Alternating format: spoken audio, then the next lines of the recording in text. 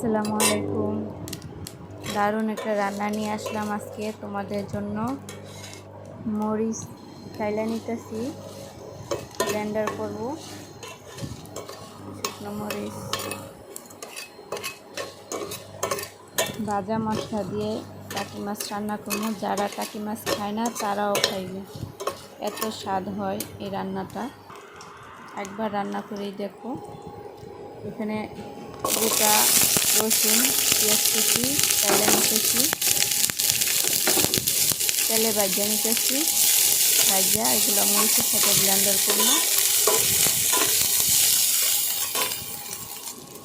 এই রান্নাটা আমার ফ্যামিলি সবাই ভীষণ পছন্দ করে। আশা করি তোমাদেরও ভালো লাগবে।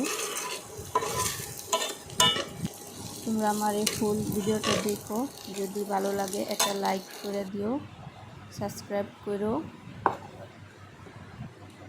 এবার দেখো, এই মরিচটা আমি একটু পেস্ট করে নিছি, তার সাথে ভাজা রসুন পেঁয়াজ দিয়া আবার ভালো করে ব্লেন্ডার করে নিব একটু পানি দিয়া। তোমরা কে কীভাবে টাকি মাছ রান্না করে খাও আমারে বইলো। এই যে দেখো পেস্ট হয়ে গেছে, এবার রান্না শুরু। এখানে একটু হলুদ, একটু রসুন না, একটু হলুদ বেশি করে দিতে হবে, লবণ বেশি করে দিতে হবে। এই শেষ দেওয়া। এই রান্নায় আর হলুদও লাগবে না, লবণও লাগবে না। চলো দেখতে থাকো কীভাবে রান্না করি। ভালো করে কষায় কষায় হলুদ লবণটা মাখাইবা, তারপরে ভাজবা। কড়াইতে আমি তেল গরম করে নিছি, এবার মাছ দিয়ে দিলাম।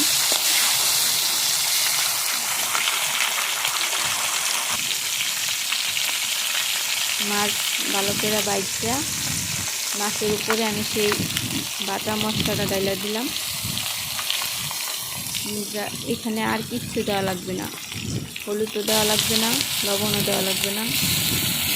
মাছ ভাজার উপরে মশলাটা তো তোমার আগেই বাটা, ডাইলা দিয়া তো পানি দিয়ে দিবা। দেখো কত সুন্দর লাগতেছে।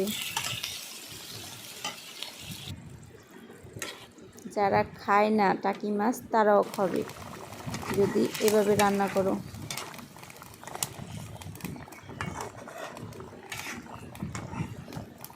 যদি তোমাদের কাছে ধনেপাতা থাকে তো ধনেপাতা দিয়া তারপর তরকারি উঠাইবা, আর নাহলে জিরার গুঁড়া দিবা। তোমাদের যেটা ভালো লাগে সেটাই দিবা। আমি ধনেপাতা দিয়ে দিলাম, আর কিছুক্ষণ জাল করে তারপরে নামাই নিব।